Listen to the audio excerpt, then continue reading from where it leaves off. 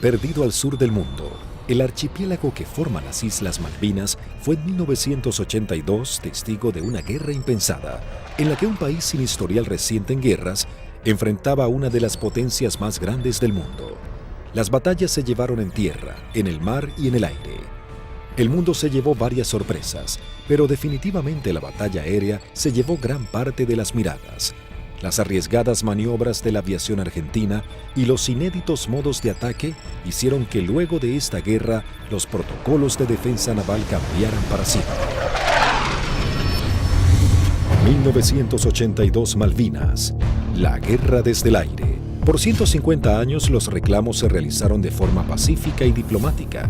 Sin embargo, en 1982, Argentina decide recuperarlas por la fuerza. Como respuesta, Inglaterra hace zarpar a la flota más grande que enviara contra un objetivo desde la finalización de la Segunda Guerra Mundial. La Royal Navy y sus modernos Harrier enfrentarían a la aviación argentina y bombardearían objetivos terrestres en las islas. Estaba a punto de gestarse uno de los enfrentamientos más espectaculares de la aviación moderna. Los Sea Harrier y los Harrier GR-3 llegaban a la zona de conflicto con el objetivo de dominar la batalla aérea. La mayor ventaja de estos cazas es que despegan verticalmente gracias a sus toberas direccionables. A la enorme experiencia de los pilotos británicos en combates aire-aire, se sumaba que llegaban armados con el misil americano Sidewinder IM-9L, capaz de alcanzar a su blanco, aun siendo lanzado desde cualquier posición. Argentina se preparaba para enfrentar a las fuerzas de tareas británicas con diferentes aviones que había adquirido en los últimos 40 años. Si bien tecnológicamente estaba muy lejos del ejército británico, los pilotos tenían confianza en su desempeño. Había que pensar que el A4, el Skyhawk, era un avión que se compró de un diseño de la década del 50. Es un avión que la Fuerza Aérea lo compró usado en el desierto de Mojave, se le hizo el overhaul y se trajo a la Argentina.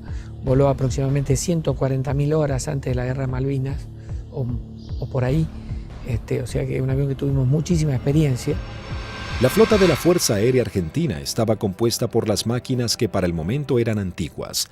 En 1955 había iniciado un plan de renovación de sus cazas y bombarderos pesados. Los primeros que habían llegado al país luego de implementar esta política fueron los bombarderos Canberra, que para aquel momento contaban con un sistema de armas de vanguardia. Y en Inglaterra surgió una polémica, pues había algún sector que quería vender y tener a Argentina como un cliente de equipo militar, operaciones comerciales que eran muy rentables, muy redituables, pero un sector del Foreign Office se opuso terminantemente porque consideraban que ese era un riesgo y que la Argentina, con aviones como el Canberra, podía o estaría en condiciones de intentar ocupar las posesiones inglesas en el Atlántico Sur y en la Antártida, básicamente las Islas Malvinas, ya en el año 55. La mayoría llevábamos muchos años en la unidad, habíamos tenido un adiestramiento muy bueno, muy adecuado.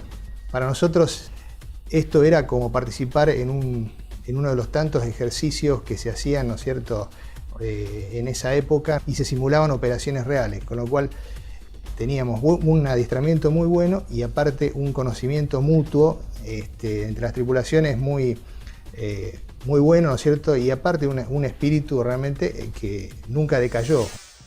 En la década de los 60, la Fuerza Aérea adquiere el cazabombardero A4 Skyhawk de manufactura americana.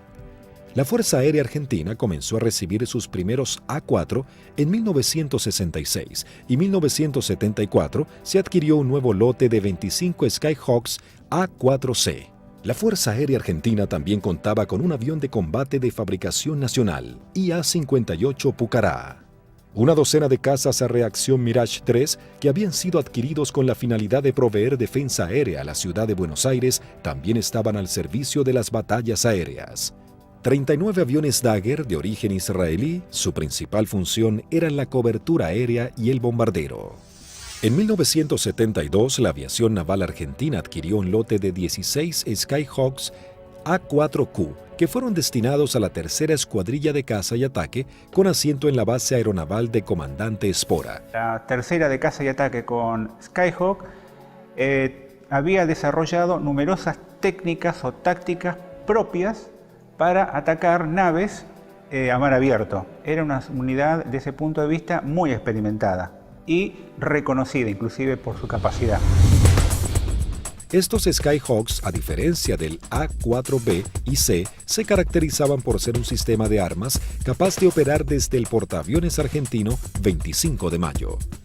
Pero para finales de 1981, los veteranos Skyhawks habían llegado al límite de la vida útil y la escuadrilla estaba a punto de pasar a retiro. Estaba pasando la escuadrilla por uno de sus peores momentos de la historia. Mejor dicho, el peor momento de la historia. 7 de los 10 aviones que contaba la escuadrilla estaban fisurados. Y eso significaba el cambio de las alas para poder seguir volando con seguridad. Algunos se pudieron cambiar, 2 de ellos se cambiaron el ala, pero los otros, los menos afectados, volaron con el larguero fisurado durante todo el conflicto. Y con respecto a los cohetes eyectores de asiento, también se ordenó que mientras durasen las operaciones no se iban a considerar vencidos esos cohetes, así que volamos con los cohetes de eyección vencidos. Así que el material nos encontraba a principios del 82 con solamente 3 aviones en servicio y que podían volar gracias a que la Fuerza Aérea nos había facilitado en préstamo 3 cohetes eyectores de asiento. Eso sumado a las falencias que ya se veían arrastrando de a tiempo, como los cañones de 20 milímetros que se trababan y que nunca fueron cambiados como pedíamos por los cañones DEFA de 30 milímetros que tanto éxito habían tenido los israelíes con su incorporación. Siempre tuvo apoyo la escuadrilla, pero llegaba un momento de transición. La incorporación de los aviones superestandar significaba que se iba a dejar de operar este sistema de armas donde una escuadrilla que se estaba formando recibía todo el apoyo y la otra escuadrilla que estaba cerrándose de alguna manera. Finalmente, la Armada Argentina acababa de adquirir una nueva tecnología francesa, el caza bombardero embarcado Super Étendard, capaz de lanzar el misil AM-39 Exocet concebido para ataques a unidades de superficie. La segunda escuadrilla de ataque, aeronaval de caza y ataque equipada con Super Étendard, era una unidad de élite de alta tecnología, pero que recién estaba recibiendo sus aviones y tenía como tarea desarrollar y aprender a utilizar este arma que era muy potente y que no tenía equivalente en la región. También se contaba con un lote de cazas a reacción Air Macchi 326 GB y Air Macchi 339, que tenían la capacidad de poder operar en terrenos desfavorables y pistas cortas. La Operación Rosario, cuyo objetivo fue recuperar el control argentino en las Islas Malvinas, se llevó a cabo en las primeras horas del 2 de abril de 1982. Un grupo de comandos anfibios de la Armada Argentina desembarcó en las islas, redujo a la pequeña guarnición británica y tomó posesión del gobierno. El 2 de abril de 1982 estaba destinado en la 5ª Brigada Aérea, en el grupo 5 de caza, y a las 7 de la mañana, en la presentación normal que hacíamos todos los días, nos enteramos que habíamos recuperado nuestras Islas Malvinas. El 2 de abril, cuando fui hacia la escuadrilla, cuando ingresé, ahí me enteré que habían tomado las Malvinas. Una sensación de incertidumbre. Así que me encontraba de oficial de guardia y en ese momento recibo la noticia de la toma de Malvinas. Me tomó totalmente de sorpresa. Bueno, yo pertenecía al escuadrón 1A4C, que tenía su asiento en la ciudad de Mendoza. Estábamos haciendo unas prácticas en la base de Río Gallegos. Era una práctica usual que tenía la Fuerza Aérea en aquellos años de desplegar escuadrones, se llamaban escuadrones móviles, al sur de nuestro país, como para que todo el personal estuviera adiestrado y conociendo un área de un posible conflicto. A partir de ese momento nos preparémonos para lo peor. Tras el estupor mundial y el fracaso en las negociaciones, el gobierno de Margaret Thatcher envía su flota al sur de Sudamérica. La Fuerza de Tareas Británicas estaban compuestas por diversas unidades de combate, portaaviones, destructores, fragatas misilísticas, submarinos, buques de asalto, logísticos y de desembarco. Sorprendentemente y ante la incrédula mirada del mundo entero, Argentina se preparaba para enfrentar militarmente a una de las potencias más grandes del planeta.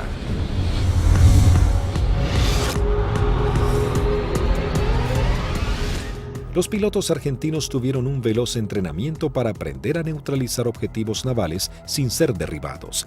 La operación exigía sortear los sistemas de detección y defensa de los buques para poder aproximarse al blanco y lanzar sus bombas por encima del mismo.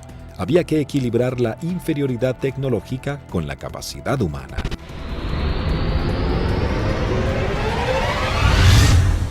Empezamos a buscar la forma de suplir todas las deficiencias que en ese momento contaba el medio aéreo nuestro, que era la 4 Skyhawk. Y obviamente no teníamos contramedidas electrónicas para afectar tanto los radares como los lanzadores que poseían los británicos.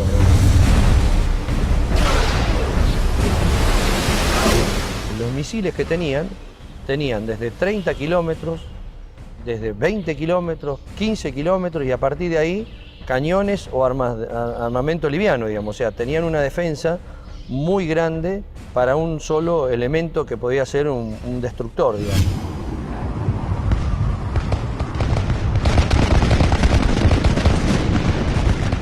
Entonces determinamos, con ayuda también de la Universidad del Sur, cuáles eran los niveles de vuelo que teníamos que realizar para poder volar bajo el lóbulo y no ser detectados por el radar. Eso nos dio a qué altura teníamos que estar en función de la distancia a donde podíamos encontrar el blanco.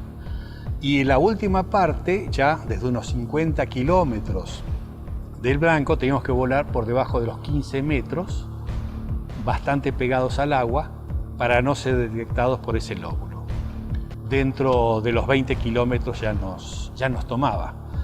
Pero esa demora impedía que los sistemas de armas dirigidos por radar pudiesen apuntarnos con mayor anticipación y eso evitaba de alguna manera o demoraba la posibilidad de ser derribados.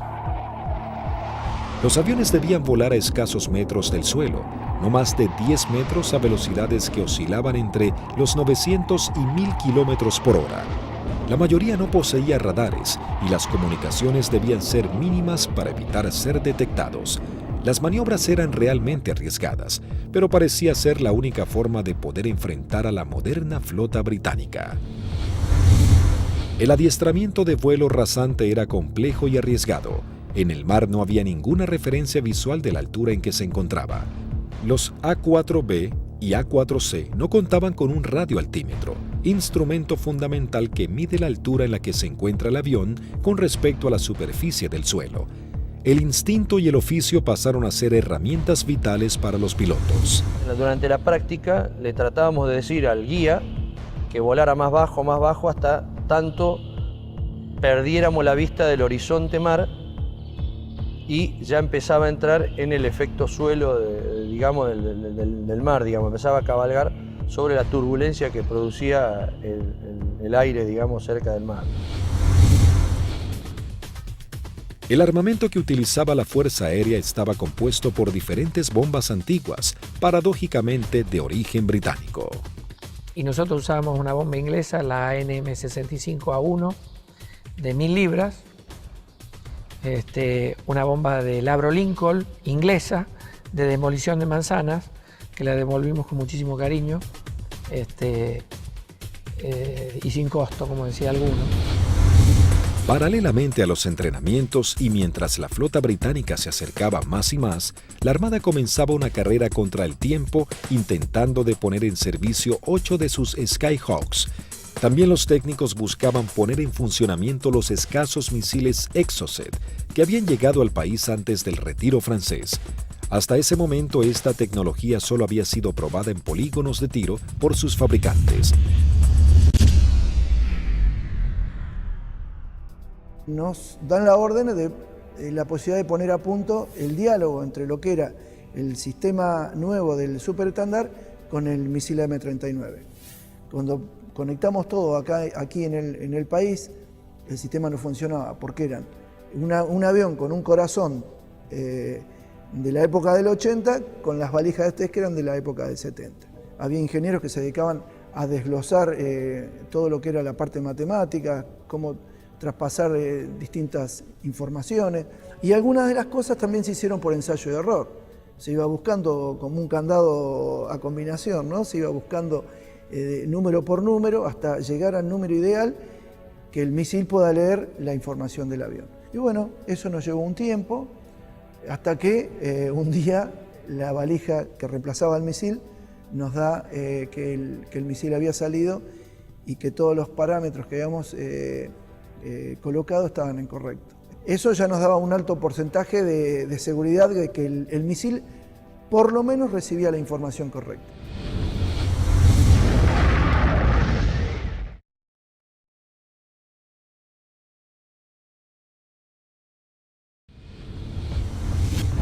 El 25 de abril, la flota británica llega a la zona y realiza sus primeras operaciones bombardeando las islas Georgias del Sur y retomando su control. 5 días después, el 1 de mayo, tiene lugar el inicio de los enfrentamientos en las Islas Malvinas y comienza la batalla aérea. 2 bombarderos Avro Vulcan británicos despegaron de las Islas Ascensión con la intención de dejar fuera de servicio la pista de Puerto Argentino. Al enterarse de la noticia en los aeródromos de Río Gallegos, Río Grande y San Julián, las secciones interceptoras se preparan para entrar en acción. 2 Dagger de la primera sección de Río Gallegos regresan al continente sin haber encontrado ningún objetivo. Una segunda sección de Dagger de la base de Río Grande es la primera en hacer contacto con aviones Harrier británicos. Al despegar hicieron contacto con el radar Malvinas, operado por la Fuerza Aérea Argentina. Con un alcance de 300 kilómetros a la redonda, se convertía en los ojos de los pilotos. A través de ellos podían saber qué aeronaves había en el teatro de operaciones.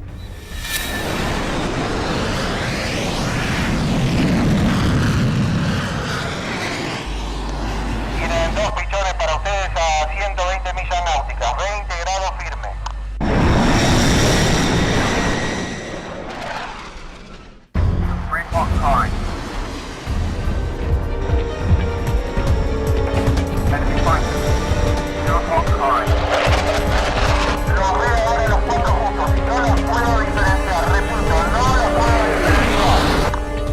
Los 4 interceptores comienzan a dar giros buscándose unos a otros, los argentinos con 22.000 pies y los Harrier 4.000 pies más abajo. Ahora los tienen a 9 millas de frente y a 1 milla del costado derecho.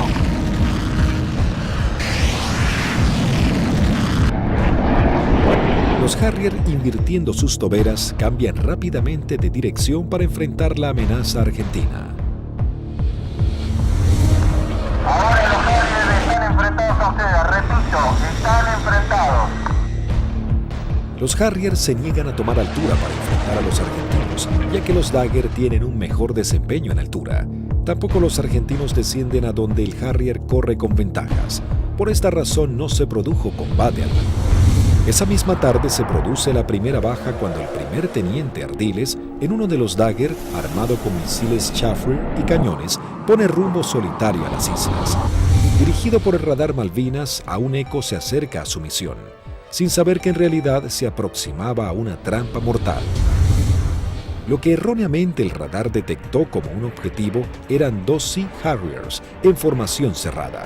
Al descubrir la amenaza argentina, uno de los Sea Harrier se coloca como señuelo, mientras el otro maniobra para colocarse por detrás.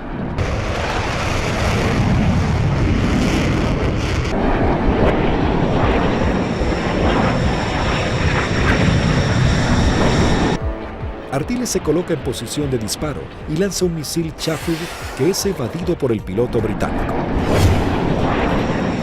En esos segundos decisivos, el segundo Harrier logra colocarse detrás del avión de Ardiles y acciona su disparador lanzando un misil contra el Dagger. El piloto argentino no pudo eyectarse.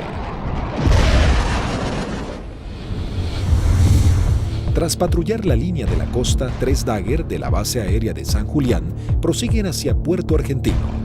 Antes de llegar se encuentran frente a 3 buques británicos que están bombardeando el área. El destructor y las 2 fragatas abren fuego contra los aviones argentinos sin poder alcanzarlos. En ese momento el capitán Di Meglio lanza sus bombas sobre el destructor. Luego los Dagger inician el escape mientras una patrulla de Harrier va a su encuentro. Los aviones británicos abortan inmediatamente su ataque cuando 2 Dagger armados con misiles se interponen entre ellos y la escuadrilla para facilitar el escape de los argentinos. El 1 de mayo habían comenzado las hostilidades y ambos bandos mostraban todo su poderío y el valor de sus pilotos. Era el bautismo de fuego para la Fuerza Aérea Argentina.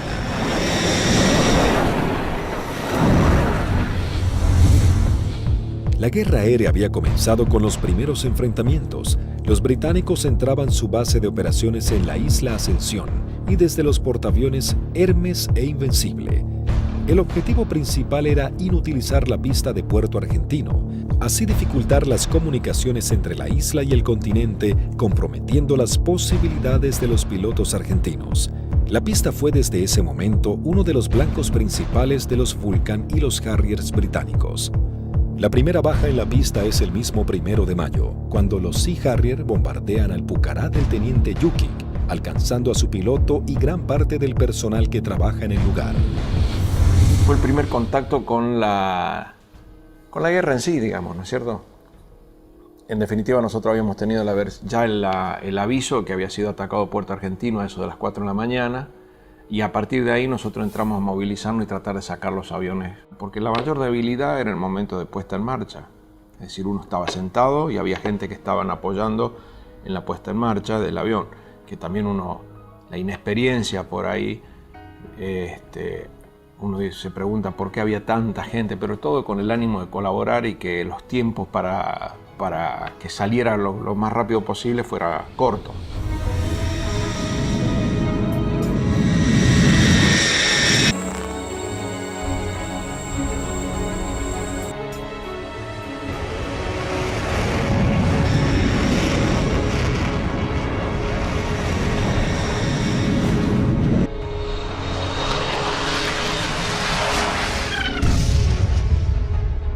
Desde armeros, de suboficiales técnicos, electricistas, todo dando vueltas alrededor del avión, que casualmente, desgraciadamente, es el avión donde impactan y casi todos ellos fallecen. A partir de allí, los arribos a Puerto Argentino eran muy arriesgados. Entonces llegamos a Puerto Argentino el 17 de mayo al atardecer. Y me sorprende cuando llegamos porque no hay nadie recibiéndonos. Aeropuerto fantasma, no había absolutamente nada. Veía el cráter, estaba lleno de esquirlas, y mientras estaba mirando eso, de pronto veo una camioneta que se empieza a acercar a la distancia de la cabecera opuesta. Para la camioneta, se baja un conscripto y me dice: corra jefe, que hay alarma roja. Y empezamos a sentir ruidos de turbinas y se aproximan 2 Harriers. Y habríamos hecho unos 30, 40 metros cuando miro a la derecha y explota una bomba en la cabecera 26, un poco más alejada, unos 100 metros de la cabecera 26. Los Harrier pasaban, hacían la PAC, la patrulla aérea de combate en San Carlos, y a la vuelta con una bomba de 1000 libras en el medio, tiraban la bomba y se volvían. O sea que la cantidad de alarmas rojas era muy abundante.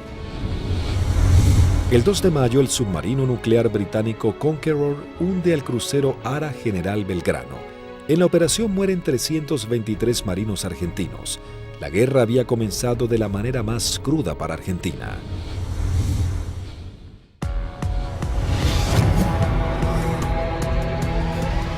Mientras Argentina buscaba reponerse del hundimiento del crucero General Belgrano y los británicos comenzaban a familiarizarse con el lugar y el clima adverso de la región, la guerra del aire se encrudecía cada vez más. La Fuerza Aérea Argentina tenía el objetivo de diezmar lo antes posible a la flota británica y defender los objetivos en la isla que eran constantemente atacados. Los Harrier buscaban detener la acción de los pilotos argentinos y anular la comunicación entre el continente y Malvinas. La aviación naval contaba con que los servicios británicos de inteligencia habían descartado el uso del misil Exocet después de que el personal técnico francés se retirara de Argentina al inicio del conflicto. Por lo tanto, era una carta secreta con la que contaba Argentina. Tras semanas de arduas tareas, los técnicos navales logran hacer funcionar el misil. Para esto, los pilotos iban adiestrando en todo lo que era la parte operativa, ¿no? El lanzamiento del misil, el vuelo rasante, y nosotros trabajamos en la parte técnica. Una vez logradas las dos combinaciones, se le dio el ok que la escuadrilla estaba en condiciones de lanzar los misiles AM-39. El 4 de mayo, la aviación naval argentina pone a prueba por primera vez este sistema de armas. La segunda escuadrilla de caza y ataque monta una misión con 2 Super Etendard y un avión explorador Neptune y el apoyo de un reabastecedor Hércules de la Fuerza Aérea Argentina.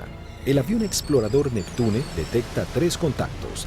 Los 2 pilotos de los Super Etendard, tomando por sorpresa a los británicos, lanzan sus misiles contra el Sheffield. Bueno, ahí fue una satisfacción enorme porque todo el sacrificio arduo que habíamos hecho para poder poner a punto lo que era algo que nos parecía imposible había dado buenos resultados. La aviación naval argentina lograba hundir el primer buque británico y se convertía en pionera en la utilización de esta tecnología. El extremo entrenamiento comenzaba dando esperanzas a los pilotos argentinos. Tras días de bombardeos y cañoneos sobre los puestos argentinos en las islas, las réplicas de los soldados y los pilotos argentinos, los ingleses habían logrado interrumpir las rutas de contacto entre los puestos y la base argentina.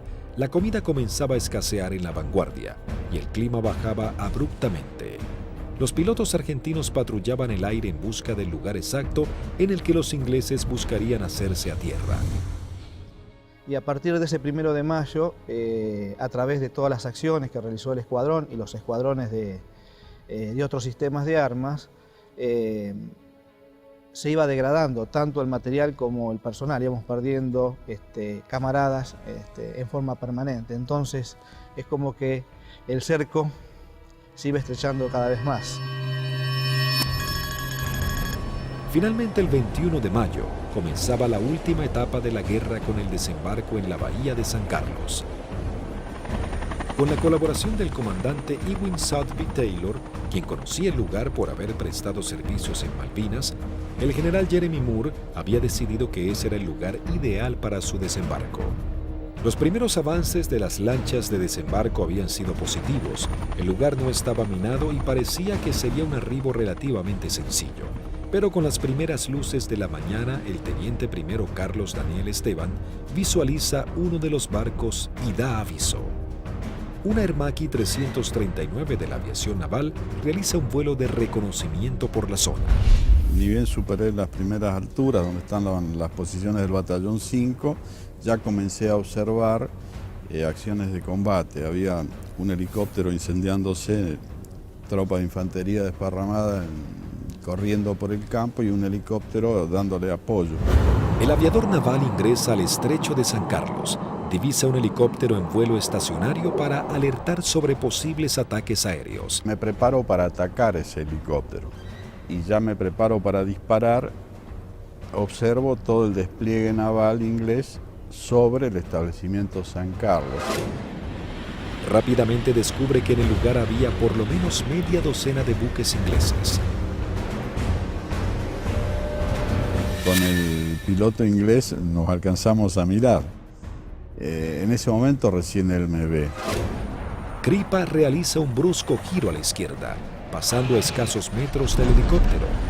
El helicóptero de la Fuerza de Tareas Británica alerta a los buques advirtiéndoles que un jet argentino va hacia ellos. Maniobrando su Hermaki, Kripa somete a su avión a varias G negativas, respondiendo de manera efectiva. Una vez que entro en la corrida de tiro, el buque comienza a tirarme.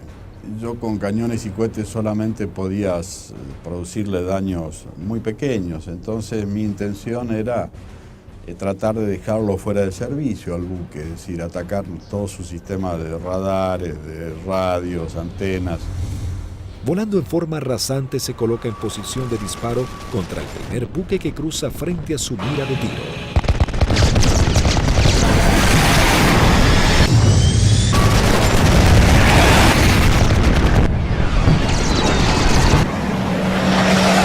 Tuve que recobrar muy fuerte mi avión con mucha fuerza para no pasar y cortar sus antenas. Una vez realizado el ataque Kripa, vuela entre medio de toda la flota británica. Las unidades ni los efectivos abren fuego por temor a impactarse entre ellos y el piloto argentino logra escapar. Entonces voy escapando sobre la península esta hasta salir del alcance de tiro de ellos y de ahí teóricamente tenía que volver. Pero pensaba que si volvía a Puerto Argentino y decía que había muchos buques, nadie iba a pensar que había la cantidad que yo había visto. Así que hice una órbita en ese lugar y en el anotador de rodilla que teníamos hice un croquis, posicionando los buques que yo vi en ese momento. Escuchamos que se aproximaba el Kripa con el avión. Yo cuando voy aproximándome pedí que fueran preparando armamento. Cortó motor y el avión seguía desplazándose cuando ya se había bajado y ahí comentó todo lo que había visto, muy a las apuradas obviamente. Me cargan en una camioneta y me llevan al comando a que yo pase la información que tenía. Tras su arribo al aeropuerto de Malvinas y pasar un informe detallado de la situación, todas las unidades aéreas de la Armada y la Fuerza Aérea Argentina se preparan para realizar ataques a los objetivos navales que se encuentran en la zona de desembarco. 30 minutos después llegó el primer ataque del continente compuesto de una formación de 6 Dagger. El objetivo es el Antrim. Una de las bombas no estalla y queda alojada en la popa de la embarcación. Así logran dejarlo fuera de combate. En este ataque también es averiada la fragata Broadsword con disparos de cañón.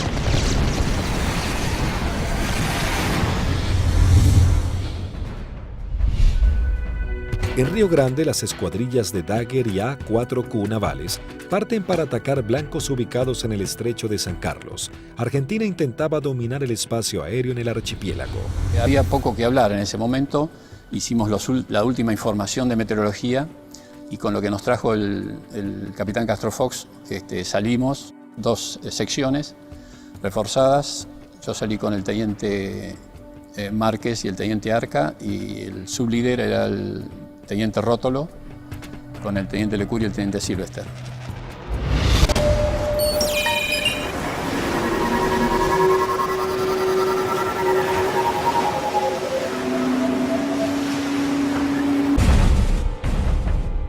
Tres Dagger logran atacar a la fragata Arden lanzándole sus bombas de 500 kilogramos. Una de ellas explota en la popa dañando seriamente un helicóptero Sea Lynx y su sistema de defensa.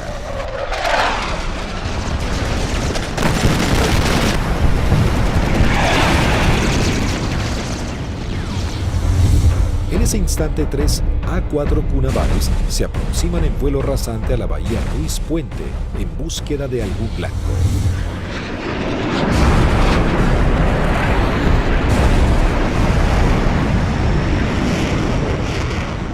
Había lluvia, chubascos, techos bajos y poca visibilidad, condiciones totalmente desfavorables en caso de encontrarnos con algún buque inglés, porque su radar y su sistema de detección de blancos nos iba a ver y lanzar los misiles mucho antes que nosotros los viéramos a él. Los Skyhawk detectan visualmente a la fragata Arden visiblemente averiada. Les ordené atacar, conectamos máster de armamento, que era el único punto que faltaba. Iniciamos un giro para atacar desde una posición relativa favorable.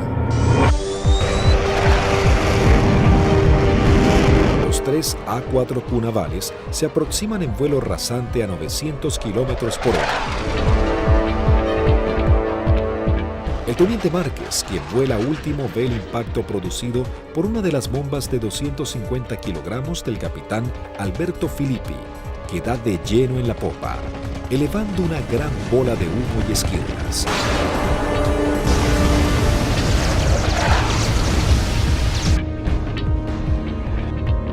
comienzo un giro hacia la izquierda y le digo a mis numerales que nos escapamos por la misma, quiere decir que regresamos a base por la misma. Dos Harrier que habían despegado del portaaviones Hermes para patrullar el área del sur del estrecho de San Carlos ven las explosiones sobre la popa de la fragata Arden e inmediatamente se lanzan en picada para prestar apoyo. Y escucho la voz del teniente Márquez que dice Harrier, Harrier.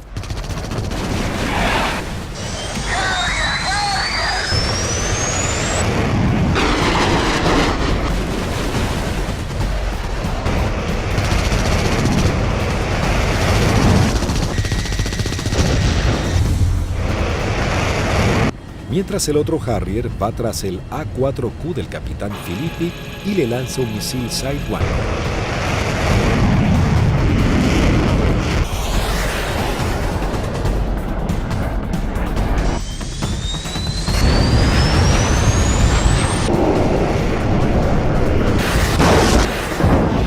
En ese momento escucho una explosión muy fuerte. Se sacude todo el avión, empieza a encabritarse con la nariz hacia arriba y girando hacia la derecha. Miro hacia la derecha, estaba girando y veo un Harrier que se aproxima como para un remate demasiado cerca para mi gusto. Entonces le digo a la división, me dieron, me eyecto, estoy bien. Una fuerte explosión, un golpe muy fuerte en todo el cuerpo, me desmayo. Cuando recupero el conocimiento estaba descendiendo en paracaídas sobre el estrecho de San Carlos. El impacto fue bastante más fuerte de lo que yo me hubiera imaginado. Tuve suerte porque el mismo paracaídas, una vez que entro en el agua, se acuesta y el viento lo infla y el viento mismo me sacan de abajo del agua y me lleva hacia la costa, ¿no?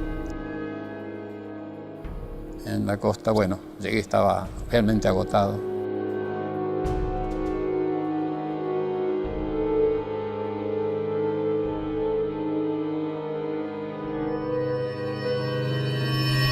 La fragata Arden, con daños de importancia, también es señalada como el blanco de la nueva escuadrilla que se acerca a la zona.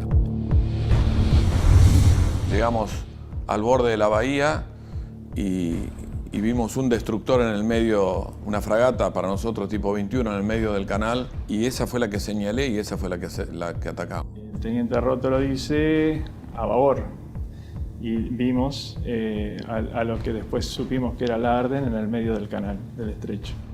Y sobre eso giramos inmediatamente. Y ya pegado al agua practicamos un zigzagueo que hacíamos bastante violento a baja altura para evitar que los controles de tiro nos pudieran concentrar el tiro sobre nosotros.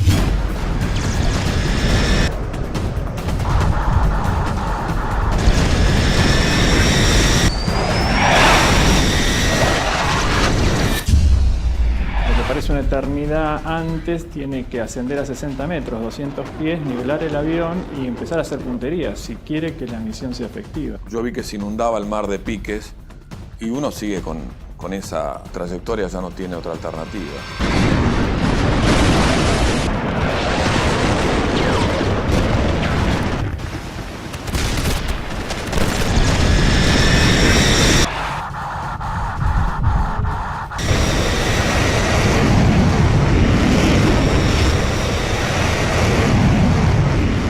Yo vi el lanzamiento de Teniente Rótolo, horquillando el blanco, 2 bombas antes, 2 bombas después, y sobre las columnas de sus explosiones, de la explosión de sus bombas, lancé yo las mías.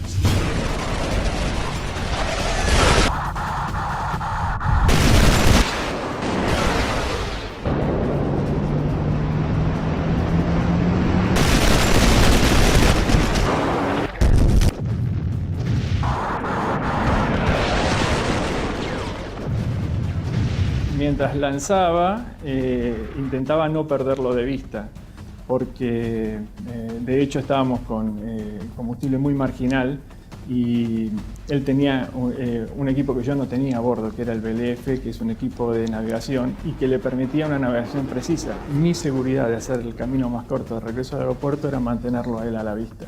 A pesar de todo el fragor del ataque, alcancé a decirle: rompo por derecha y me voy por el morro del costado, y al poco tiempo un silencio y poco a poco fueron apareciendo. Primero Lecour, después Sylvester. Y ahí nos volvimos a juntar.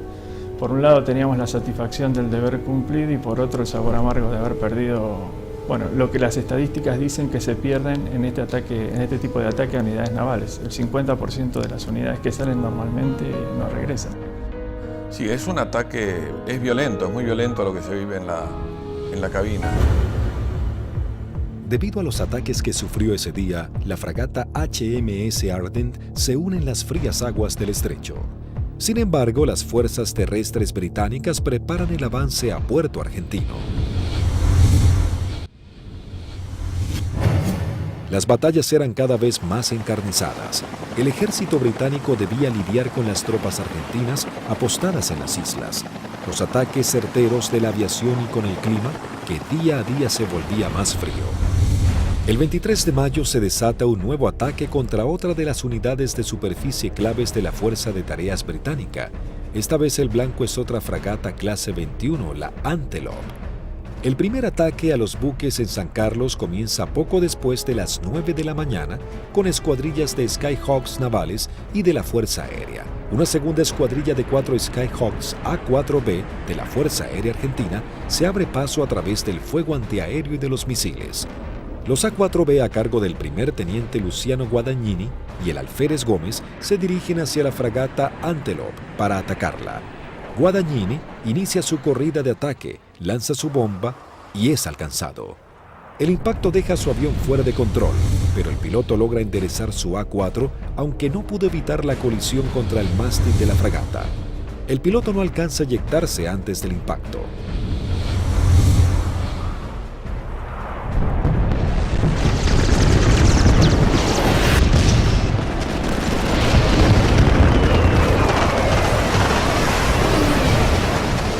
La bomba continuó su trayectoria y quedó alojada en la banda de estribor sin explotar. Tras la primera incursión, el ataque a la nave continúa con los A4Q navales, que se aproximan rápidamente en vuelo rasante por la isla Gran Malvina.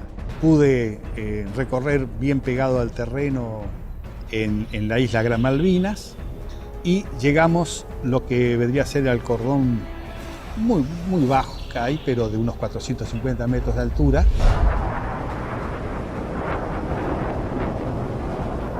Tuve que descender para poder ir hacia la altura de lanzamiento, que son unos 100 metros, y el primer buque que vi en la bahía San Carlos era una fragata de tipo 21, tenía un helicóptero en popa, recuerdo, y me dirijo hacia ella como el primer blanco que había observado.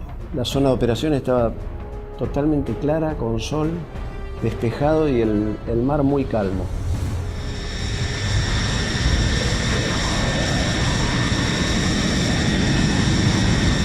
Todo era como en las ejercitaciones que siempre hacíamos con flota, un buque que simulábamos el ataque, el buque que nos apuntaba, pero esta vez en vez de apuntarnos tiraba también. Inmediatamente que entramos a la bahía, empezaron a tirar. Y tiraban ya de tierra, se veían los fogonazos, sobre todo de la derecha y del frente.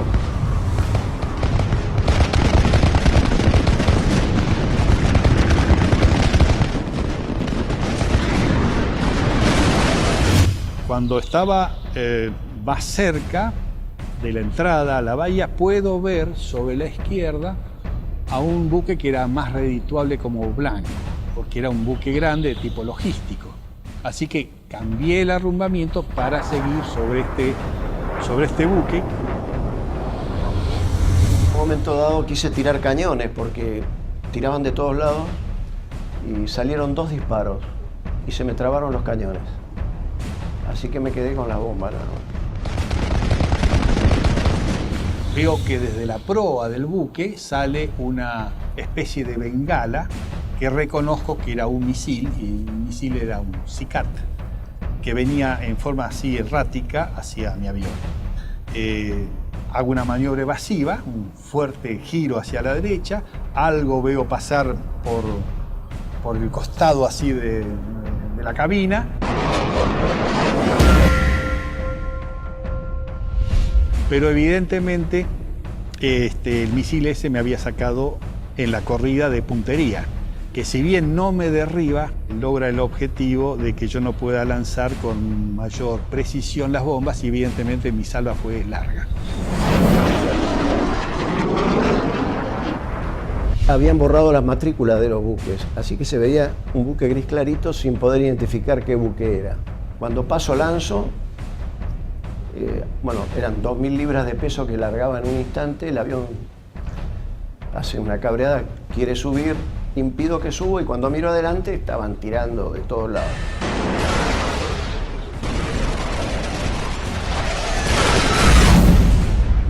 Cada uno debía completar su escape de la mejor manera. Como cuando estaba del otro lado digo yo, bueno, por donde yo vine no había nada, así que voy a volver por el mismo lugar. Me comunico en esos momentos con los otros dos pilotos que escucho en la frecuencia. Se los escuchaba contentos porque, bueno, estábamos regresando. Yo aterricé, controlé normal el avión, no tuve ningún problema. Cuando llego al extremo de pista, aterriza su bizarreta, pero él venía con las 2.000 libras de bombas, revienta una cubierta en el aterrizaje y se empieza a ir de pista. Y ahí se eyecta y, bueno, fue una eyección fallida. Termina falleciendo a raíz de la eyección. Así que cuando salgo a los 600 metros, tenía la pista adelante, me dicen que aterrice del lado derecho, le pregunto por qué, me dicen que aterrice del lado derecho nuevamente, reafirman y bueno, cumplo esa orden de aterrizada sobre el lado derecho y en la carrera de aterrizaje veo que había un A4 que estaba en pilón, apoyado sobre la nariz, en el tren principal de la nariz y sin la cabina.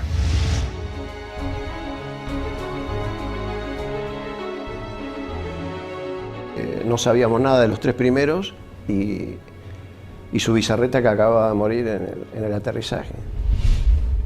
Aunque dañada severamente, la Antelope aún continúa a flote. Esa noche, mientras se intentaba desarmar una de las bombas, estalla. Automáticamente se produce un incendio masivo y la nave se hunde. Con los británicos en tierra, listos para marchar a Puerto Argentino, la aviación se esforzaba más y más para frustrar sus objetivos.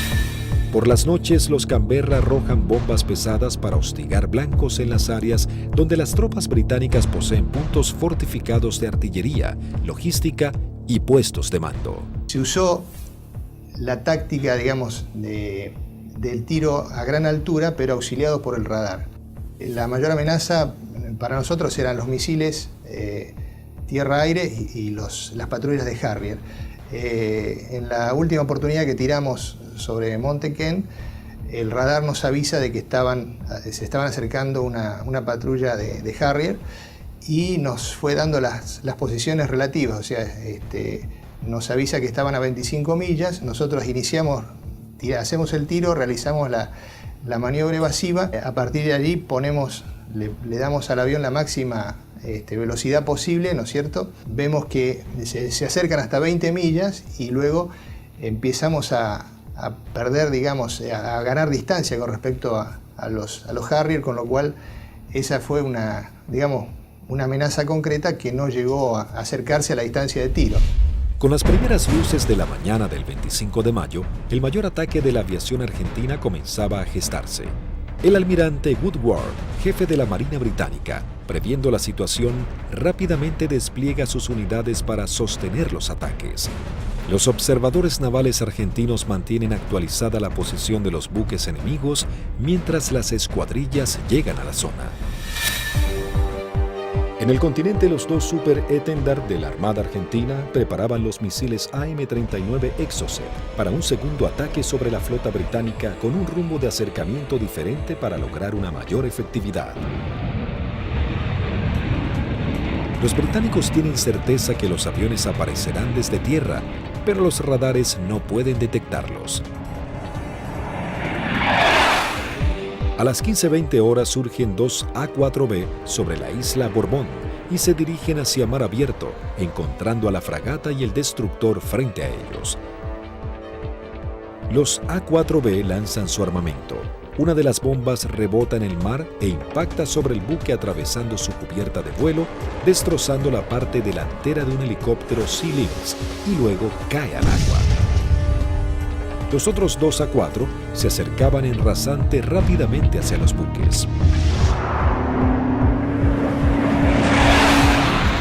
Yo iba del lado izquierdo y mi guía del lado derecho, y como no teníamos radar, obviamente, el control lo hacíamos con nuestros ojos. A mí me tocaba controlar desde el frente a la izquierda y el guía del frente a la derecha. No teníamos otra alternativa, digamos.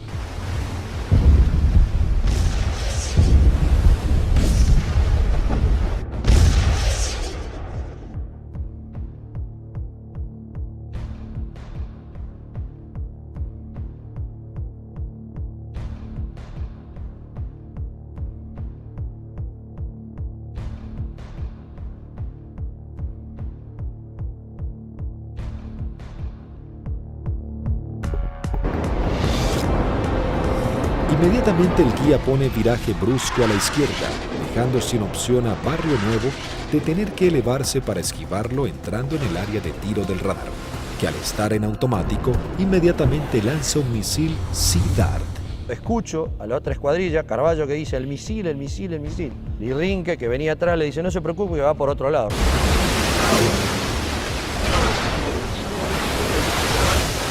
Claro, no iba para ello. Salía hacia la derecha para nuestros aviones, digamos, y para mis aviones. El misil Sea Dart necesita un tiempo para nivelarse e ir tras su blanco.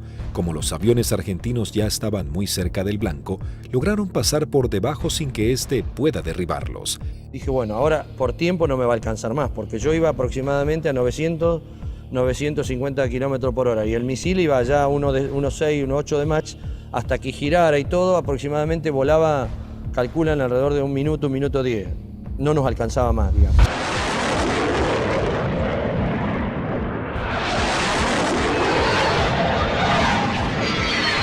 Yo lo veo al guía porque le iba formando un poquito más atrás, unos 50, 100 metros más atrás, y veo perfecta las bombas cuando la lanza y impactan a no más de 1 metro del agua.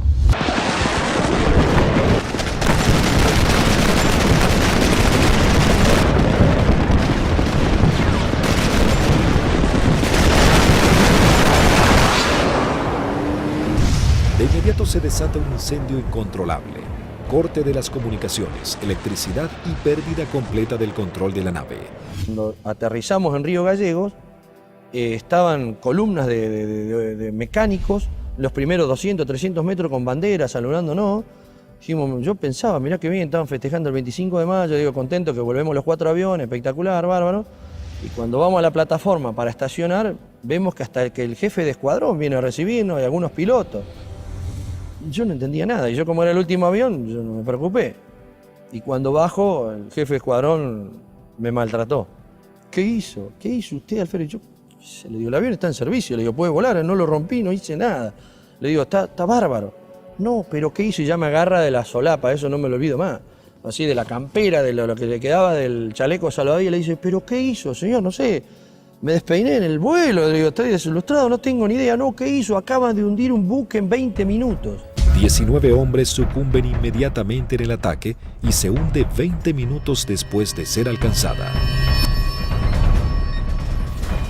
Al mismo tiempo que los A-4B de la Fuerza Aérea ponen rumbo al continente, un Hércules de la Fuerza Aérea Argentina reabastece al este de las Islas Malvinas a 2 Super Étendard de la aviación naval. Ellos ya están preparados para un nuevo ataque con misiles Exocet.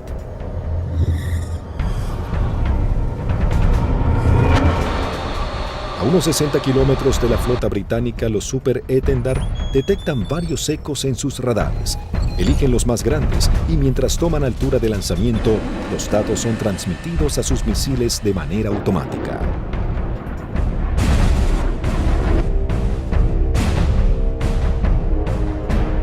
Una vez en vuelo, el misil es autónomo. ya tiene los datos del objetivo cargados en su memoria y se dirige a casi el doble de la velocidad del sonido a escasos metros del agua.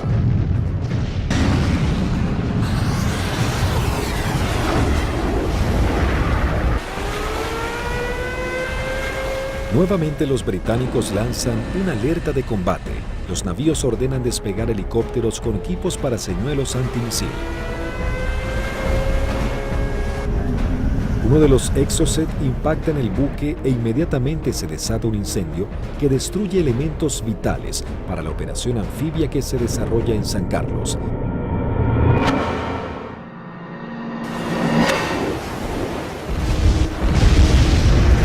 El buque es abandonado y se hunde unos días después.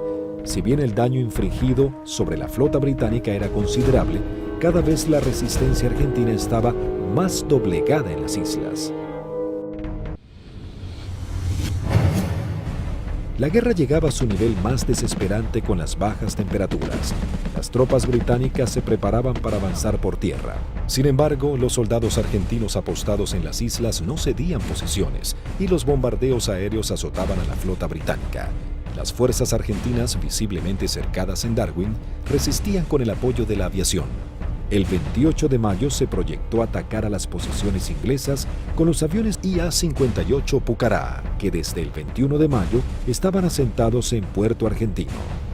Conocíamos bastante la zona porque era la zona misma donde nosotros habíamos operado antes, es decir, a los alrededores de lo que habíamos utilizado como campo de aterrizaje nuestro, era la zona donde ya estaban los ingleses aproximándose hacia el pueblito donde estaba la base, digamos lo que quedaba de la base.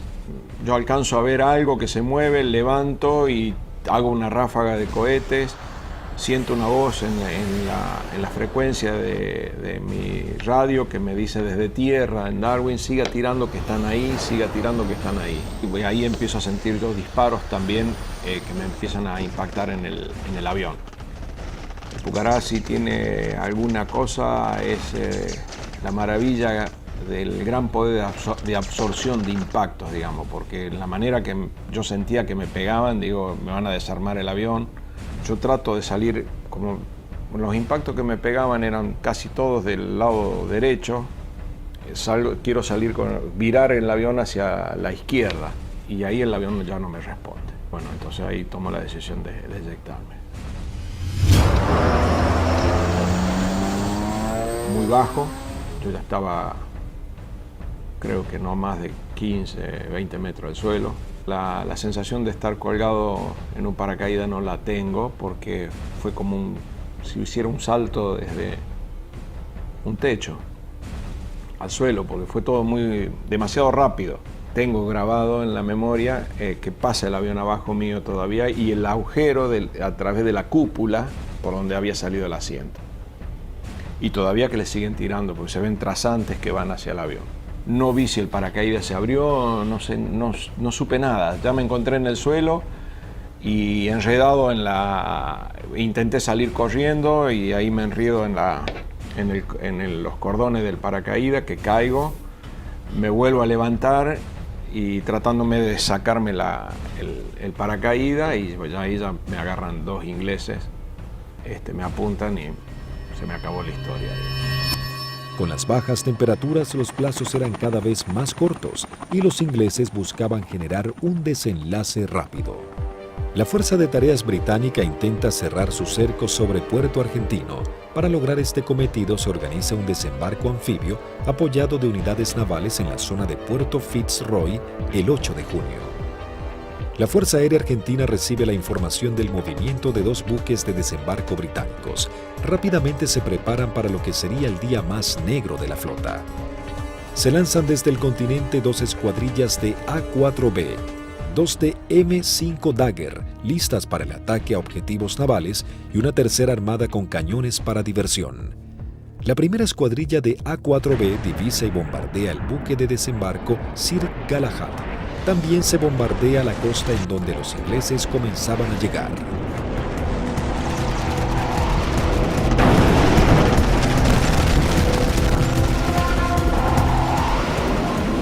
La Fuerza Aérea Argentina, sabiendo que ha logrado impactar en los buques de desembarco, redobla su apuesta y envía una escuadrilla de A-4C y 2 A-4B para bombardear las posiciones terrestres en la cabeza de playa.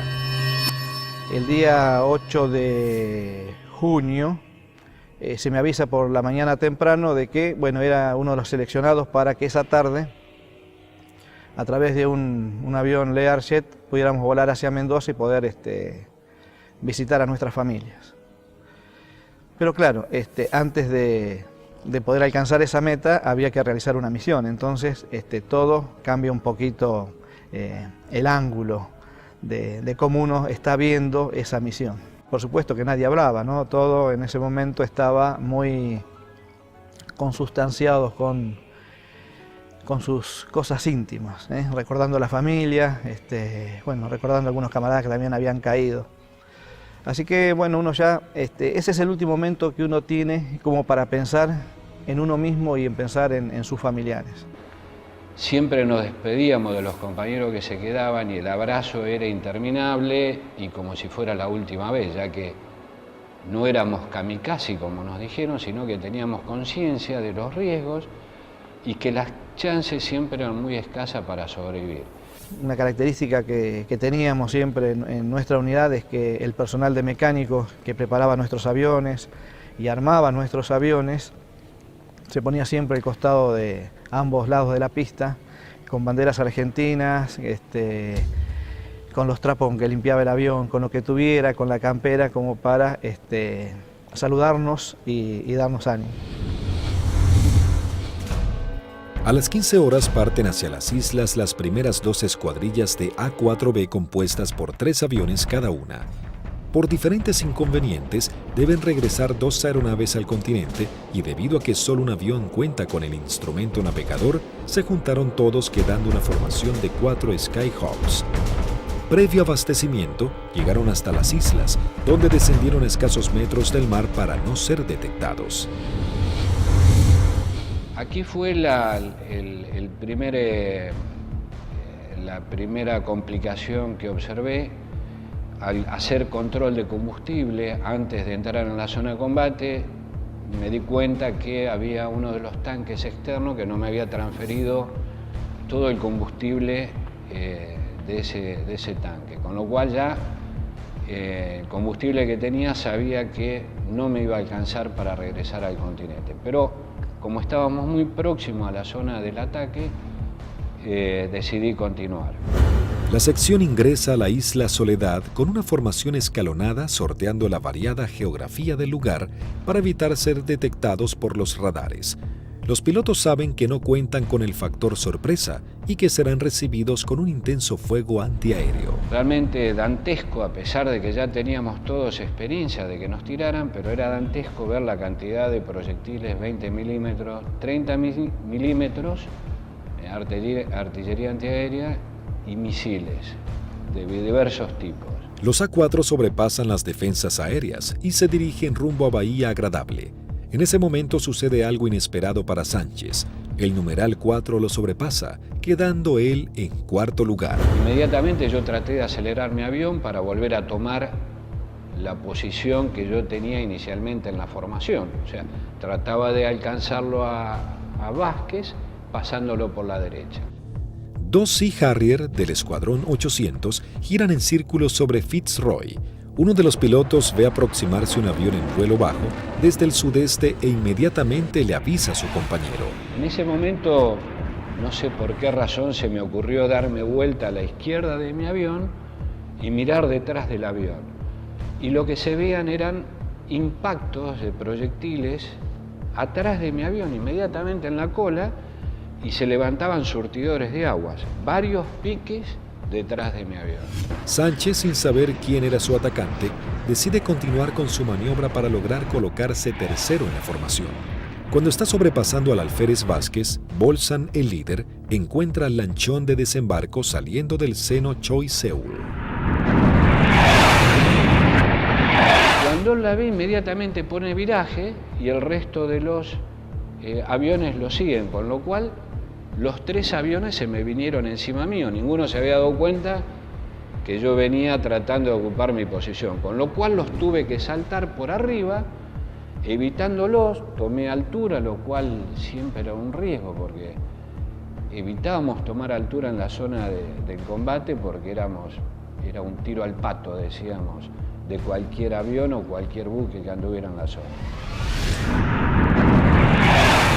Ante la atónica mirada de los pilotos británicos, los 3 Skyhawks inician su corrida ataque hacia el lanchón. El numeral 2, teniente Juan Arraras, logra impactar de lleno la embarcación con sus bombas, ignorando la presencia de los aviones Sea Harrier. Hay algo que me llama la atención a mi derecha y a unos 500 metros veo 2 Sea Harrier a la misma altura que yo, bien formaditos, paralelos, un poquito más retrasado el segundo avión, el guía era David Morgan y el numeral Smith. El Sea Harrier lanza su primer Sidewinder hacia el avión de Arraras e inmediatamente Sánchez da la alerta. Cuando vi eso, que lanzó el misil, les doy la voz de alerta a mis compañeros, o sea, misil en el aire, 2 Sea Harrier. Arraras es impactado por un misil en su parte trasera, dejándolo fuera de control. Si bien se eyecta, no logra sobrevivir. El Harrier arremete contra el segundo A4. Tiene en su mira al avión de Vázquez. Lanza su misil impactándolo de lleno y sin que pudiera eyectarse. Realmente ese fue un momento choqueante, quedé muy choqueado porque el pensamiento era hace un instante, era un compañero mío, un amigo mío, un camarada mío, y que desapareciera de esa forma, o sea, me impactó mucho, ¿no? Sin perder tiempo, el Harrier, piloteado por David Morgan, continúa su ataque contra su próximo objetivo. Las maniobras evasivas del avión del primer teniente Bolson no logran evitar el misil. Su piloto tampoco logra sobrevivir a la explosión. Y al volver a entrar en conciencia, inmediatamente fui a buscar los 2 Sea Harrier, ya que yo estaba expuesto también a recibir un ataque. No los vi donde estaban últimamente, en la última posición. Se me ocurrió mirar para arriba y ahí es que veo un Sea Harrier que empieza a hacer, baja su nariz para iniciar el ataque a donde yo estaba en ese momento posicionado. Tras el ataque, el único A4 sobreviviente, en inferioridad de condiciones para entrar en combate, decide desprenderse de todo el peso extra y emprender un escape pegado al mar acompañado de maniobras evasivas. Estaba realmente muy estresado, muy choqueado, con lo cual había cosas que estaba descuidando, entre ellas el combustible. Cuando me di cuenta, realmente no me alcanzaba para llegar, excepto a Puerto Argentino, no llegaba a ningún lado. Lo primero que hice fue tomar altura, independientemente que anduvieran los Sea Harrier, ya no importaba mucho. Moría de una forma o iba a morir de la otra, así que... Sánchez toma altura y reduce su potencia de motor a fin de economizar el gasto de combustible, aunque queda expuesto a cualquier tipo de ataque. Mientras tanto, la sección de A4C entraba en la zona de combate atacando el personal que desembarcaba en la costa de Bahía Agradable. Ahí nos encontramos con los barcos humeando, muy próximos a la playa, y un enjambre de hombres que estaba desembarcando y que iba trasladando todos los pertrechos hacia la playa.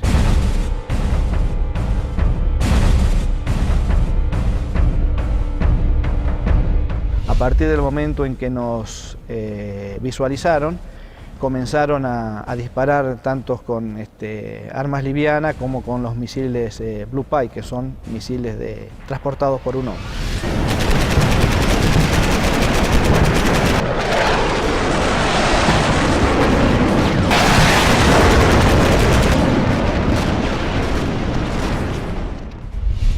Tuve la oportunidad de esquivar 2, girando un poco el avión y poniendo pedal, tratando de evitar. Pasaron algunos por arriba y algunos por abajo.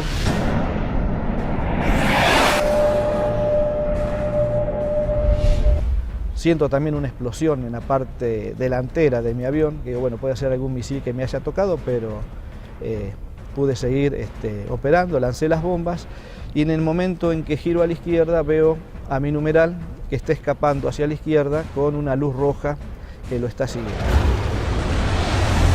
Cuando gira hacia el otro lado veo al numeral del capitán Caffarati también con otro misil en la cola y le vuelvo a gritar, pero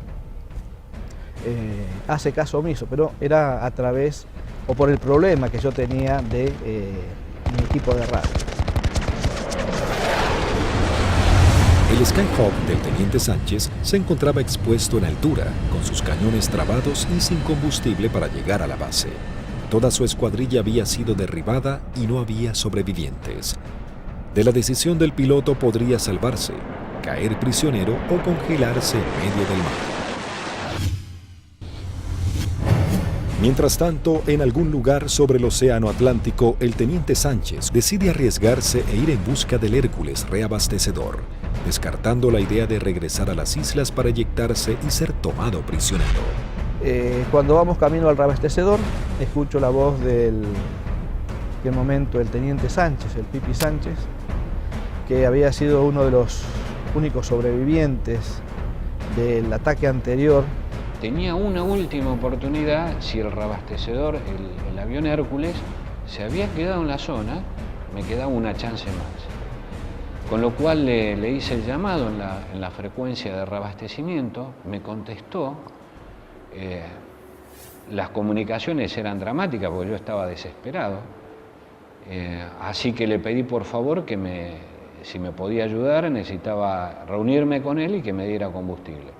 Él me daba indicaciones de posiciones geográficas, pero yo al no tener mi equipo de a bordo, porque solamente algunos aviones lo transportaban, no tenía forma de ubicarlo geográficamente. Escuchar la voz de él en forma casi desesperada, llamando al avión Hércules reabastecedor para que lo pudiera alcanzar. La tripulación era el vicecomoro Cano y el capitán Rubik. Realmente, si le debo la vida a alguien es a ellos. Siempre digo que son mis segundos padres. La situación era que la última vez que vi el indicador de combustible no me quedaban más de 400 litros, que prácticamente no da para nada, realmente no daba para nada. Con lo cual dejé de verlo porque lo único que hacía era producirme más estrés por no estar acoplado al Hércules. La tripulación del Hércules, en un gesto heroico, se aproxima bastante a las islas y le da la tranquilidad de decirle, quédate tranquilo, pibe, que ya estamos yendo para allá.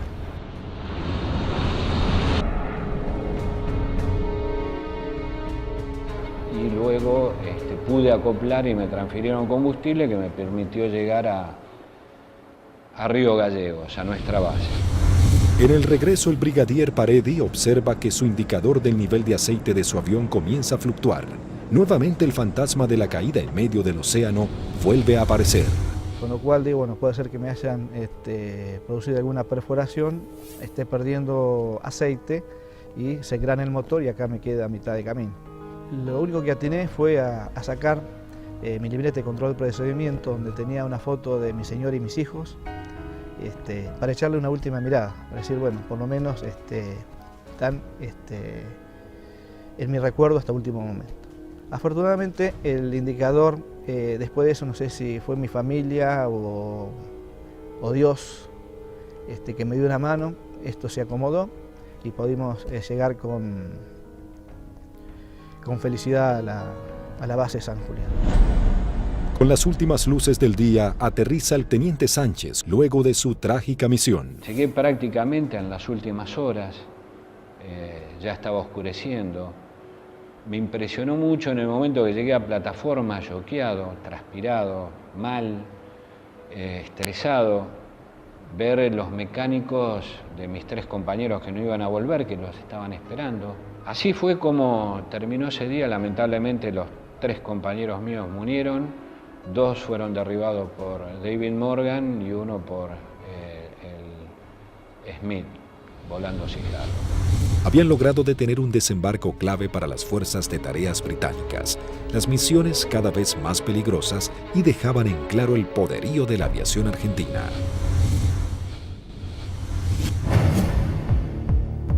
La guerra terminaba, sin embargo las misiones de la Fuerza Aérea eran cada vez más arriesgadas. El 13 de junio, a horas de finalmente firmar la dimisión argentina, comienza a tomar forma un ataque que podría haber cambiado el curso de la batalla final por las Islas Malvinas. El día 13 de junio, que fue ataque objetivo terrestre, en principio cuando comenzó el conflicto del Atlántico Sur, los pilotos teníamos cierta aprehensión a los ataques a objetivos navales, ¿no? Porque la fragata tenía de todo para defenderse. Cuando fue avanzando el conflicto y llegamos ya casi a los finales y los ingleses ya tenían buenas posiciones tomadas en tierra, realmente se complicaba el ataque a objetivo terrestre porque estaban las defensas terrestres, las aéreas y encima las navales, había que sortear todas. Pero realmente era para lo que habíamos estado preparados toda la vida, y creo que esa fue una misión en la cual los ingleses estuvieron sorprendidos de cómo nosotros llegamos al corazón del Estado Mayor, que estaba en Monte Dos Hermanas, al pie del Monte Dos Hermanas. 2 escuadrillas de A4B del Grupo 5 armados con 3 bombas retardadas por paracaídas toman parte de la última misión de combate de la Fuerza Aérea Argentina. La acción es osada y peligrosa: atacar y destruir el comando del Estado Mayor británico del general Jeremy Moore, jefe de las fuerzas británicas. En esa misión volamos casi unas 350 millas, un equivalente a unos 700 kilómetros, rasante. Iban tan bajos, tan rasante, que el chorro de los aviones quedaba marcado en el agua. Entonces me resultaba más fácil seguirlos. Y ahí escuchamos al radar Malvinas, que salió en frecuencia, y preguntaba: ¿hay alguien en frecuencia? Fue la primera vez que en mucho tiempo que el jefe de escuadrilla rompió el silencio de radio, el capitán Varela, y dijo: los nenes. Muy bien, dice radar Malvinas, yo tengo, no los tengo, pero tengo una PAC al norte, 2 aviones, etcétera, etcétera. Tengo una al sur, tengo una al oeste y tengo una al este. Le volvió a preguntar el capitán: ¿usted nos ve? El radar Malvinas le dijo: no. Entonces ellos tampoco. A las 12 horas del mediodía, las 2 escuadrillas ingresan al área de Malvinas para dirigirse a su blanco. Cuando estábamos sobrepasando el acantilado, vimos que estaba posado ahí un helicóptero, un Sea Lynx británico, que son los que lo usaban ellos como de vedores. Y yo pienso que ese helicóptero informó la posición nuestra, informó la entrada nuestra a la isla. Inmediatamente de eso, el radar Malvinas empezó a dirigir al aire, dar todos los movimientos a las PAC. Todas las PAC iban concentrándose hacia el lugar de nuestra ruta. Los A4B toman vuelo rasante máximo, en formación cerrada, pegándose contra el terreno para evadirse de los Harrier que venían a derribarlos. El jefe de escuadrilla observó un soldado inglés con su casco y su fusil que subía una colina y lo encontró de frente al avión. Evidentemente estábamos volando muy bajo. Varela iba como siguiendo el terreno, volando bajo, y por momentos se perdía de vista. Cruzamos esa pequeña loma y por delante nuestro había un campamento muy prolijo con unos shelters y una veintena de helicópteros aterrizados en ese sitio, y un despliegue de gente.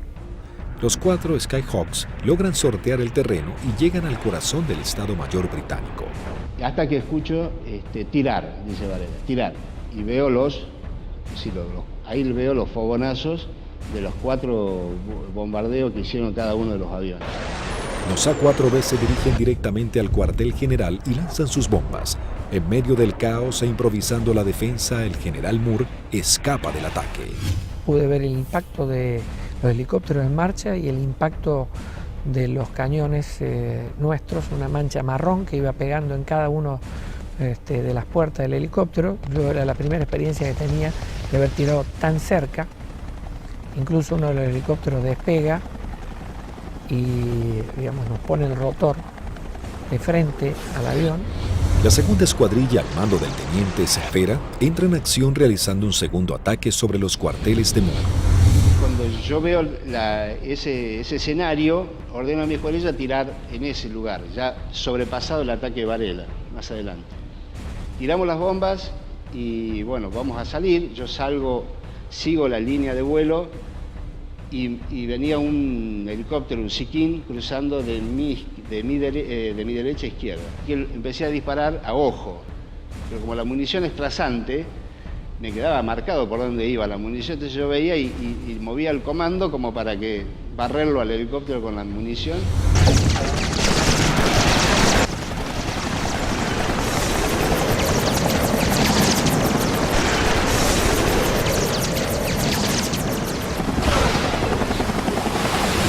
Y ahí mi numeral, que venía acá, a la izquierda mía, de Lepiane, me dice, él ve el lanzamiento de un misil que me venía hacia mi avión y me pide, dice, por derecha, Tuco, por derecha.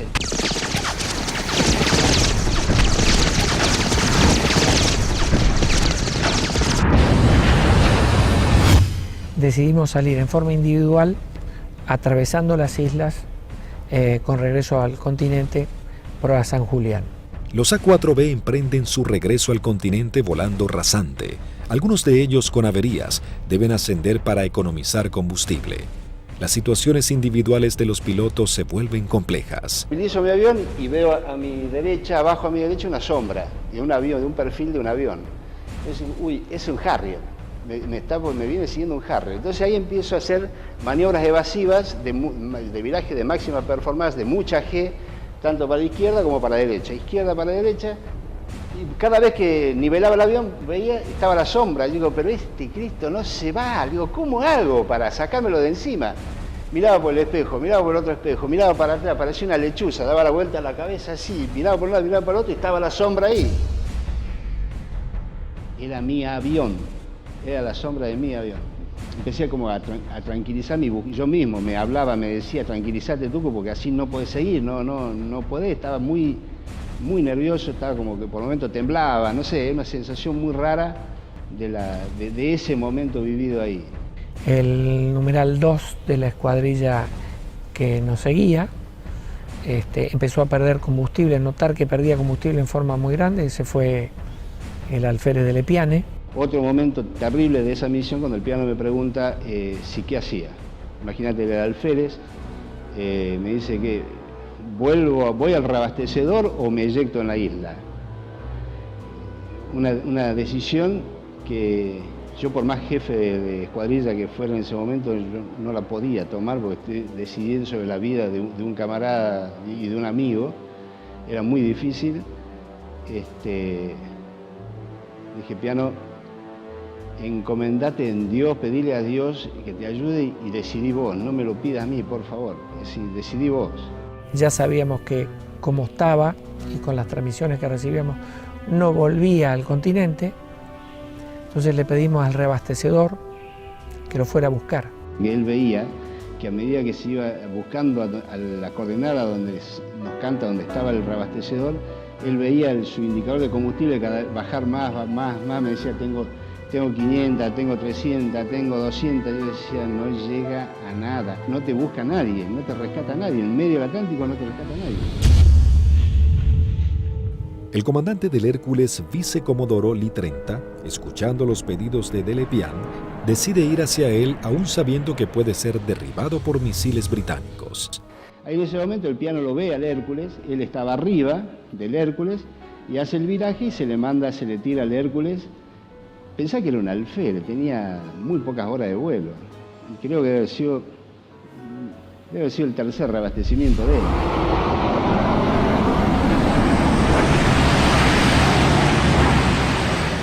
Ahí el reabastecedor se arrimó a las islas en un acto de arrojo terrible, ascendió, lo buscó, lo encontró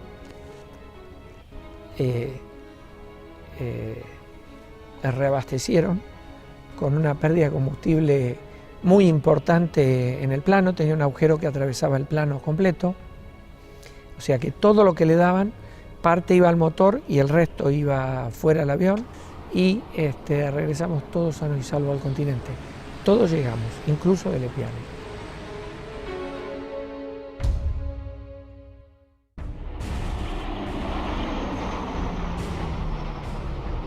Ese fue un factor importantísimo en el desarrollo de la guerra, el tema del reabastecimiento. Nosotros estábamos muy compenetrados y nos entendíamos muy bien con los pilotos, las tripulaciones de Hércules, y fue uno de los secretos mejor guardados de la guerra y en la cual le dio la posibilidad de éxito a muchas misiones de la Fuerza, fue que los ingleses nunca pudieron encontrar dónde hacíamos los reabastecimientos. Buscaron por todos lados, nunca encontraron un Hércules haciendo reabastecimiento. Las misiones extremadamente peligrosas en las que se embarcaban los pilotos eran los últimos actos heroicos de una guerra que ya llegaba a su fin. El 14 de junio de 1982, las tropas británicas finalmente ingresan en Puerto Argentino y se firma la rendición argentina. El general Mario Benjamín Menéndez, jefe de las guarniciones argentinas en las islas, le informa a su par británico que solo puede responder por sus unidades en Malvinas. El general Moore insiste en la necesidad imprescindible de interrumpir las acciones y Menéndez le reitera su falta de control sobre la Fuerza Aérea y la aviación naval, pero le garantiza que no efectuará ningún pedido de misiones. Moore comenta sus experiencias en San Carlos y Monte Kent, donde noche a noche eran bombardeados por los Canberra, y agrega que el día anterior había salvado su vida por un minuto al ser atacados por aviones A-4B. El conflicto deja a los británicos con su flota desmantelada y no es posible proseguir con las operaciones navales. En ese momento, si alguien le pone un valor en números, y un avión que no valía más de $50.000, y una fragata CL-42 valía $550 millones puesta en el puerto. O sea que si uno hace números, realmente no resiste mucho análisis. La guerra económica la ganó la Fuerza Aérea Argentina, desde ese punto de vista, ¿no? Y la Armada con sus A4, porque eran aviones viejos que nadie calculó que tenían la capacidad de hacer el daño a una de las primeras flotas del mundo. Bueno, creo que hicimos bien los deberes. Hicimos aquello para lo cual estábamos adiestrados y creo que lo hicimos bien. Yo creo que esa es la demostración más grande del profesionalismo y de la cadena que hace que ese hombre, en definitiva el último eslabón, llegue y cumpla con su objetivo. Pero hay un montón de gente atrás y que todos han demostrado ampliamente su valía y convencimiento por la fuerza y en definitiva por la nación.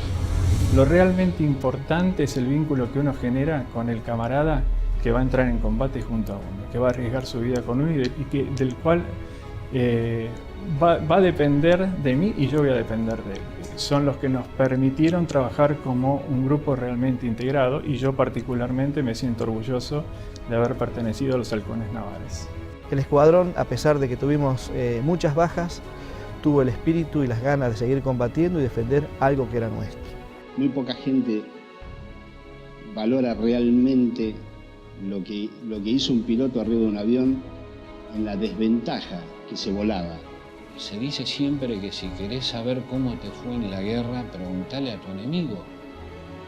A mí los que más me han demostrado afecto, reconocimiento, el aprecio por lo que hicimos en Malvinas fueron los ingleses, que no respetan absolutamente a nadie. Cuando de defender sus intereses nacionales estamos hablando, como es el caso nuestro. La voluntad y el deseo de poder cumplir con la misión y cumplir con ese juramento que en algún momento hicimos cuando éramos cadetes, de defender la bandera y la patria hasta perder la vida. 36 aviadores de la Fuerza Aérea Argentina y 4 de la Aviación Naval Argentina perecieron en operaciones de combate y accidentes. Los que más hay que resaltar de lo que fue la participación de Argentina en Malvinas, hemos dejado grandes hombres, padres de familia, dieron su vida, que es lo más caro que hay, para defender ese interés nacional, y no lo tengamos en cuenta y no lo resaltemos. Creo que es lo fundamental. Primero y fundamental, el mejor recuerdo para aquellos que dieron todo, que es fundamentalmente la vida de aquellos que no volvieron. Es el gran honor para mí de haber compartido haber conocido héroes vivos.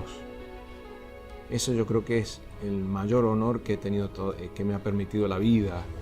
Un joven típico, entusiasmado y comprometido con amor a la patria. La verdad que, como lo dicen a veces en las historias, bueno, ese era Márquez. Lo tenía todo, generoso, bondadoso, valiente. Y bueno, y le tocó este combate que lo hizo con mucha dignidad. La verdad que para nosotros es un símbolo en la escuadrilla. Márquez era subordinado mío en operaciones, así que era un excelente amigo y un gran profesional. A él le tocó quedarse como custodiando nuestra soberanía. Pero yo siento que su vida, aunque fue muy corta, fueron apenas 29 años, él vivió una vida muy plena. Fue tras un sueño, que fue volar, y lo logró, lo alcanzó. Y durante todos estos años lo necesitamos, sobre todo su familia, su esposa Graciela y sus 2 hijos, Andrea y Lucianito, que no alcanzó a conocer, no había nacido todavía cuando él fue para las Malvinas. Y si yo tuviera que decirle algo, le diría: misión cumplida, querido hermano. Allá están y nos siguen esperando. Malaver, me sigue esperando Bustos, Gavassi, Nívoli, Ibarlucea, Arrarás, Vázquez, Bolzán, todos nos están esperando. Así que es un dolor que todavía uno lo está tratando de superar, a pesar de los 27 años. El conflicto de Malvinas dejó un sabor amargo, pero marcó la impecable profesionalidad de los pilotos argentinos, quienes con tecnologías claramente inferiores y algunas que ni siquiera habían sido probadas, lograron dar batalla y sorprender al mundo con maniobras y estrategias de combate que jamás se habían utilizado. Si Argentina la recupera, será por la vía diplomática, con inteligencia, con trabajo. Es como se lo explico a mis hijos. Malvinas, con toda la calma del mundo, significa la persistencia de la necesidad de recuperarlas.